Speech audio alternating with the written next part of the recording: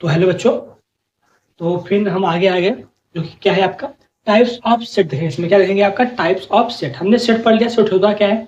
इसमें क्या देखेंगे आप लोग का हम टाइप्स ऑफ सेट क्या देखेंगे, टाइप्स ऑफ सेट्स। सेट के कितने टाइप्स होते हैं, यानी कि उसके कैसे कैसे पार्ट्स होते हैं उसको पढ़ेंगे समझेंगे और आगे और अच्छे से हम लोग सेट को समझने की कोशिश करेंगे। इसमें हम लोग इतना प्रयास करेंगे कि आप लोग का जो एक्सरसाइज है 11.2 सॉरी 1.2 जो क्लास 11 का पहले चैप्टर का सेकंड है, इतने डिस्कशन में आपको पूरा आपका फर्स्ट एक्सरसाइज सेकंड थर्ड पूरा कवर कर लेंगे और इतना आसान आपको समझाएंगे कि आप भूल भी नहीं पाएंगे। आप पूरा 2 साल 12 तक पढ़ लेंगे तब भी इस चीज़ आप भूल नहीं पाएंगे। लेकिन आपको करना क्या होगा कि ये जो पढ़ा जो ध्यान से सुनना पड़ेगा, सुनने के बाद अपने अपने हिसाब से अंग्रेजी में सुनिए, अंग्रेजी में हिंदी अपने हिसाब से लिखिए। लिखने के बाद एक दो बार बस रिवाइज करिएगा, बस हो जाएगा। अब देखते हैं पहले types of sets. Types of sets में पहला आपका जो सेट आता है बोलते हैं इम्पटी सेट। इम्पटी इम्पटी मतलब क्या होगा, empty empty empty empty empty empty खाली, मतलब खाली, मतलब ऐसा सेट जो बिल्कुल खाली हो। क्या हो, बिल्कुल खाली, उसमें कुछ कोई एलिमेंट ही ना हो, उसको क्या बोलेंगे, इम्पटी सेट। क्या होता है, a set which does not contain any element is called empty set, null set, well set. ये होता है आपका, ठीक है। एग्जाम्पल देख लेते हैं। Sorry, well set. एग्जाम्पल क्या होगा, जैसे कि अगर हम लिखिए सेट ए है, ये होगा नहीं, बस, बस अब क्या है, सेट है, कोई एलिमेंट नहीं है, इम्पटी सेट बन गया। तो हम इसको ऐसे डिनोट करते हैं या फिर इसको फाइव से डिनोट करते हैं, मतलब जिसमें कोई एलिमेंट नहीं है वो क्या है आपका इम्पटी सेट। अब अगला टाइप क्या होता है, अगला टाइप होता है सिंगलटन सेट। लेकिन उससे समझने से पढ़ने से पहले हम ये पढ़ेंगे कार्डिनल नंबर। कार्डिनल नंबर ये क्या होता है, क्या लिखा है, how many element are in a set.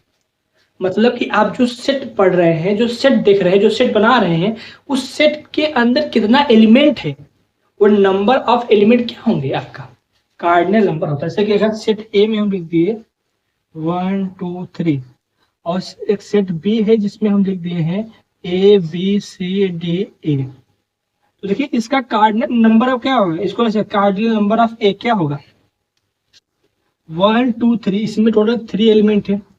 और कार्डिनल नंबर ऑफ बी क्या होगा, नंबर ऑफ एलिमेंट क्या होगा 1 2 3 4 5 होगा, इसमें 5 है।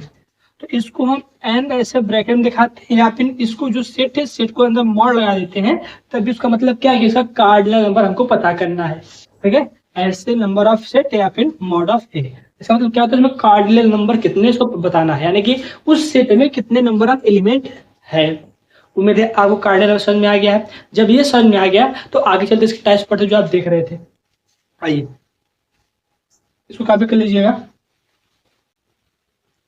A set have only one element।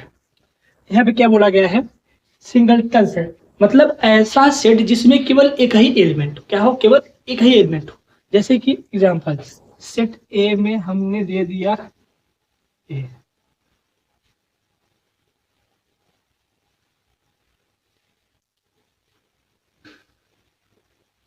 देखिए कार्डिनल नंबर क्या होता है, नंबर ऑफ एलिमेंट, एक ही नंबर है, एक ही नंबर में दो नंबर है।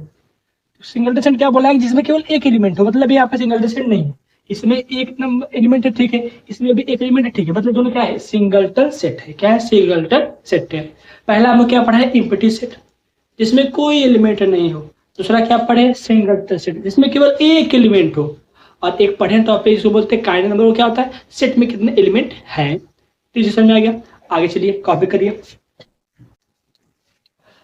अब आगे आता है आपका क्या है, फाइनाइट सेट और इनफाइनाइट सेट। क्या होता है, फाइनाइट सेट और इनफाइनाइट सेट। हमने जब आपको सेट पढ़ाया था तो उसमें बहुत सारे आपको सेट बताए थे एग्जाम्पल में, ठीक है। फिर वही एग्जाम्पल यही चेक करते हैं। फाइनाइट मतलब कि set contain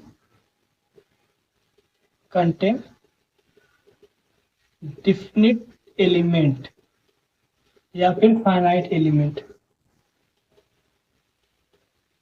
is known as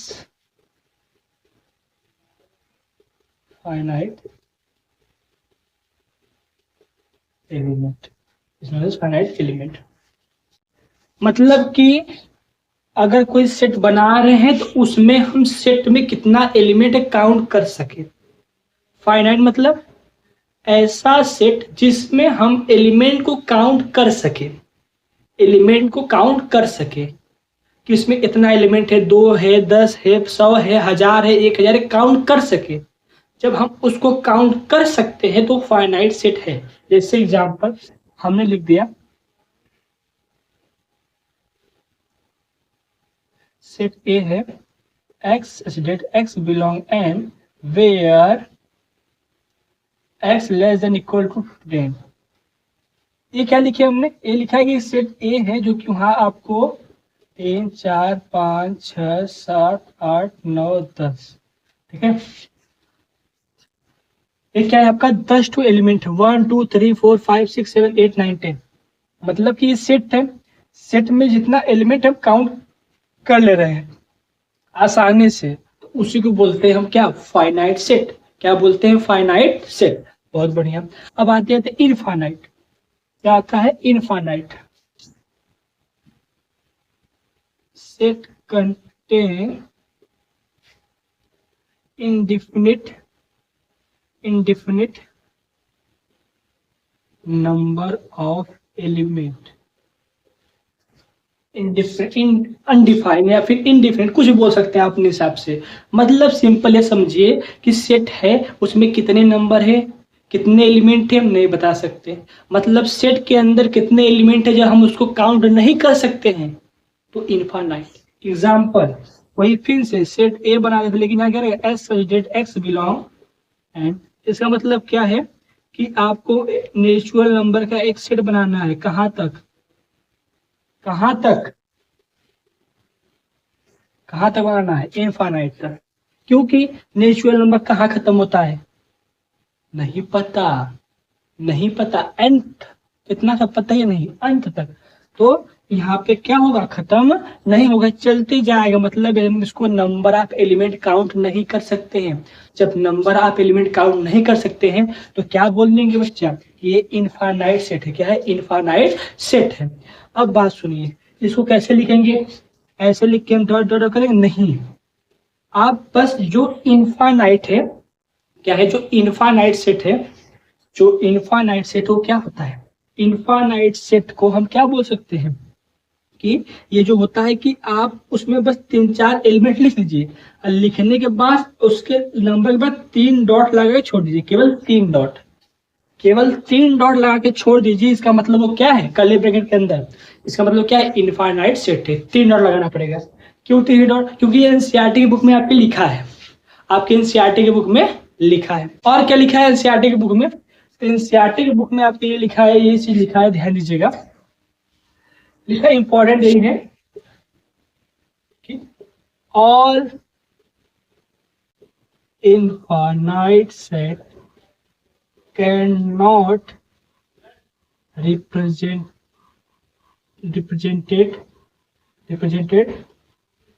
in roster form,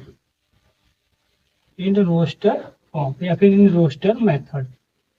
क्या बोला है कि all infinite set can not represented in roster method. मतलब क्या बोला है कि सभी इनफाइनाइट सेट को हम रोस्टर मेथड में नहीं ले सकते। जैसे कि यहाँ क्या बोला है, सेट ए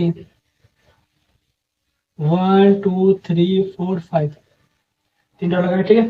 देखिए क्या है, आपका इनफाइनाइट सेट है, नेचुरल नंबर सेट है, तो इसको हम क्या रोस्टर फॉर्म में लिख दिए। रोस्टर फॉर्म मतलब कि जैसे बोला गया वैसे, ठीक है। तो इसको लिख लिए। लेकिन अगर बोल दिए हम ऐसे कि X that X belong real number, तो आप इसका आप नहीं बना सकते हैं, आप इसका रोस्टर फॉर्म नहीं बना सकते हैं। तो यहाँ से क्या बोल दिया गया है कि आप हर इनफाइनाइट सेट को रोस्टर फॉर्म में नहीं ले सकते हैं। ये आपके एनसीईआरटी बुक में पूरा हाईलाइटेड है, पढ़ लीजिएगा, ठीक है। तो हम क्या पढ़े अभी तक, empty set, singleton set, finite set, infinite set, और क्या पढ़े, कार्डिनल नंबर पढ़े हैं।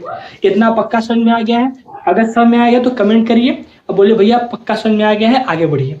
आगे बढ़ते हैं, कॉपी कर लीजिए इसको। तो आगे क्या आता है आपका, आगे आता है इक्वल सेट। क्या आता है, इक्वल सेट। ये क्या होता है, इक्वल मतलब बराबर, सेम टू सेम। क्या है क्वेश्चन, देखिए the set A and B are equal if they have exactly same element we write A equal to B. क्या बोला गया है कि अगर बोल दिया गया आपके पास सेट, कोई दो सेट है, सेट ए मान लीजिए, इसमें कुछ नंबर है ए बी सी डी, और फिर दूसरा नंबर क्या है ए बी सी डी। देखिए इन दोनों में नंबर ऑफ एलिमेंट क्या है, सेम है, सॉरी नंबर एलिमेंट सेम है। देखिए ए है, बी है, सी है, डी है, तब क्या इसको बोलेंगे, हाँ ये क्या है आपका इक्वल सेट है। अब सबके मन में डाउट आ रहा है कि अगर हम जगह बदल दे तब, जगह बदल देते हैं, सी सेट ले लेते हैं, B C A D, B C A D. देखिए इसमें क्या है ए बी सी डी, इसमें भी ए बी सी डी, इसमें भी ए बी सी डी है। तो यहाँ से क्या है कि आप पोजीशन बदल देंगे लेकिन एलिमेंट सेम है, एलिमेंट क्या है, सेम है, तब भी उसको हम क्या बोलेंगे, तब भी उसको हम क्या बोलेंगे कि वो क्या है आपका इक्वल सेट है। तो यहाँ से एक बात नोट कर लीजिए, क्या होगा, equal element in set is equal set if place of element is change। अगर हम एलिमेंट का प्लेस बदल देंगे तब वो क्या हो जाएगा आपका, तब भी वो आपका इक्वल सेट होगा। तो यहाँ से क्या सीखे आप कि एलिमेंट सेम होना चाहिए भले उसका प्लेस अलग अलग हो। अब क्या आता है कि अगर एक एलिमेंट में हम क्या ले ले 1 2 3 ले लेते हैं और दूसरे में क्या ले लेते हैं 1 4 5, इसमें भी 3 एलिमेंट, इसमें 3 एलिमेंट, लेकिन क्या है दोनों इसमें एक है लेकिन 2 3 नहीं मैच हुआ, मतलब ये आपका इक्वल सेट नहीं है। मतलब जो एलिमेंट आप लिए वो एलिमेंट दोनों में क्या होना चाहिए, एलिमेंट तो सेम होना चाहिए भले उन दोनों का प्लेस क्या हो, अलग हो। यह समझ आ गया। अब आगे इसमें एक नोट बात करने की बात यह है कि अगर कोई सेट ऐसे दिया है, इसमें दे दिए 1 2 3 और एक सेट हम दे दिए 1 2 3 3 1 2 3 3। इसका मतलब क्या क्या इक्वल सेट है, तो हम बोल देंगे हाँ ये इक्वल सेट है। क्यों भैया, अभी आपने बताया क्या कि इसमें नंबर ऑफ एलिमेंट क्या है, एलिमेंट सेम होना चाहिए, 1 है 1 है 2 है 2 है 3 है 3, एक लिस्ट आ गया। तो यहाँ से बात ध्यान दीजिए, इक्वल सेट इसलिए बोले हैं कि सेट में कोई भी एलिमेंट दोबारा रिपीट नहीं होता। एक बात याद रखिए, क्या बोले हैं कि सेट में कोई एलिमेंट क्या होता है, दोबारा रिपीट नहीं होता है। ये क्या हो जाएगा, ये राउंड अप होकर यहाँ क्या बन जाएगा आपका 1 2 3, क्योंकि सेट का नियम है, सेट बोलता है कि हमारे डुप्लीकेट कोई नंबर मिला तो उसको हम बाहर निकाल के फेंक देंगे। अगर हमारी तरह कोई डुप्लीकेट नंबर मिला तो बाहर निकाल के हम फेंक देंगे, बस हम अकेला रहेंगे। सेट में हर नंबर क्या होता है, यूनिक होता है, वो अकेला ही होता है, उसके तरह दूसरा आपको कोई मिलेगा नहीं। तो क्या बोलते हैं, मतलब कि नंबर रिपीट सेट में होता ही नहीं है। अगर ये दिया मतलब गलत दिया है, इसका मतलब हम क्या करते हैं, राउंड अप करते हैं, फिर इसको यहाँ पे ऐसे लिखते हैं। तो ये दोनों क्या है आपस में, इन दोनों आपस में इक्वल सेट है। इतना समझ आ गया। इक्वल सेट क्या होता है, दो सेट हैं, दोनों सेट में एलिमेंट सेम होना चाहिए भले उसका क्या हो, प्लेस अलग अलग हो, या फिर कोई एलिमेंट 2 बार 3 बार रिपीट हो गया तब भी वो क्या है हमारा इक्वल सेट है। क्यों, क्योंकि इक्वल सेट मतलब हर सेट में, इक्वल सेट में हर सेट में एक नंबर एक ही बार आता है, एक ही एलिमेंट एक ही बार, दोबारा रिपीट उसमें नहीं होता है। एक बात याद रख लीजिए। अब इसके बाद आता है आपका इक्विवेलेंट सेट। क्या आता है, इक्विवेलेंट सेट। क्या होता है आपका equivalent set.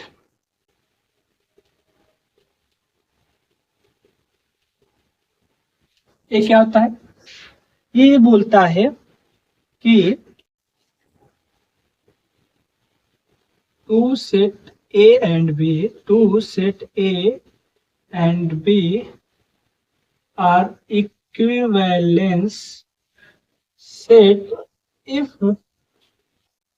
their number of element is equal। देखिए यहाँ क्या था, एलिमेंट इक्वल होगा, same element, exactly same element. यहाँ पे क्या है, number of element is equal. क्या बोला है, number of element is equal. मतलब इसका क्या था, मतलब इसका ये होता है कि जैसे एक सेट हमने ले लिया A 1 2 3 और सेट हमने B ले लिया ए बी सी। देखिए इसका कार्डिनल नंबर कितना है, 1 2 3 सेट है, तो इसका नंबर ऑफ कार्डिनल कितना आ जाएगा, 3। और बी सेट का नंबर ऑफ कार्डिनल क्या होगा, 1 2 3 3 एलिमेंट, ठीक है। तो जिस दो सेट का कार्डिनल नंबर सेम होता है उसको क्या बोलते हैं, इक्विवेलेंट सेट बोलते हैं। देखिए इसमें भी 3 एलिमेंट, इसमें भी 3 एलिमेंट है। अब डाउट आता है क्या भैया इक्वल सेट को हम इक्वल बोल सकते हैं, हाँ, क्योंकि इक्वल सेट क्या होता है जिसमें नंबर ऑफ एलिमेंट क्या हो, सेम एग्जैक्टली सेम एलिमेंट हो, भले प्लेस अलग हो। जब सेम एलिमेंट होंगे तो उसमें नंबर ऑफ एलिमेंट भी सेम होंगे, उसका कार्डिनल नंबर भी सेम होगा। जब बच्चा एलिमेंट ही सेम है तो उसका कार्डिनल नंबर भी सेम होगा। जब कार्डिनल नंबर सेम तो इक्विवेलेंट सेट कहलाएगा, और जब आपका कार्डिनल नंबर सेम है दो सेट का तो इक्विवेलेंट सेट, लेकिन इक्वल नहीं होगा, ठीक है। तो यहाँ से समझ में आ गया। उम्मीद है आपको इसमें आप क्या सीखे हैं आज। आप इम्पटी सेट देखे हैं, singleton set, finite set, infinite set, equal set और इक्विवेलेंट सेट, ये 6 सेट देखा आपने। उसके बाद एक टॉपिक पढ़ा आपने कार्डिनल नंबर, और उन सब सेट में अब कुछ इंपॉर्टेंट बात बताएं क्या, कि नल सेट को हम 5 से या फिर कर्ली ब्रैकेट के अंदर खाली दिखाते हैं। कर्ली ब्रैकेट के अंदर एक एलिमेंट दिखा देते हैं, वो भी क्या होता है आपका सिंगल सेट रिप्रेजेंट करते हैं। फाइनाइट जिसमें एलिमेंट होता है, इनफाइनाइट इसमें एलिमेंट नहीं हो, एलिमेंट हम कार्डिनल नंबर नहीं काउंट कर सकते हैं। और उसके बाद क्या बताया आपको, इक्वल सेट में नंबर अगर रिपीट करता है उसका मतलब वो क्या होगा, कार्डिनल नंबर जाएगा नहीं, उसमें जो नंबर रिपीट होता है उसको है तो निकाल देता है सेट बाहर, ठीक है। तो कुछ इंपॉर्टेंट बात ऐसे थे जो कि आपको पता होना चाहिए। और आज के लिए बस इतना पढ़ते हैं, आप सॉल्व करिएगा, आगे पढ़िएगा। अब इसके बाद आगे लाते हैं आपको, इसके आगे जो आता है सबसेट क्या होता है, पावर सेट क्या होता है, ठीक है। ये सब इससे अच्छा है, लेकिन वो तभी समझ में आएगा जब ये सब आपको समझ में आ गया होगा। उम्मीद है पूरा अच्छे समझ में आ गया। तो चैनल सब्सक्राइब करिए, लाइक करिए, शेयर करिए, कमेंट करिए। मिलते हैं आगे, तब तक इसको कॉपी करिए, चलिए।